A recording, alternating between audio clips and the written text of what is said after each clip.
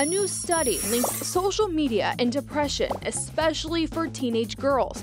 So what did it uncover? Let's connect the dots.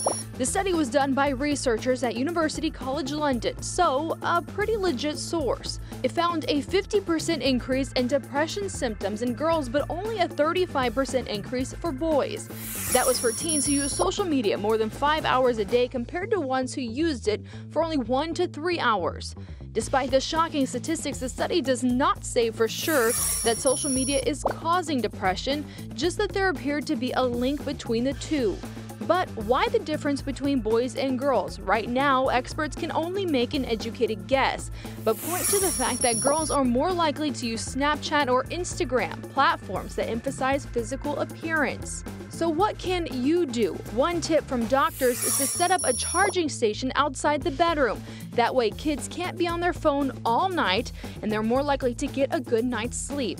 I think we all can like that.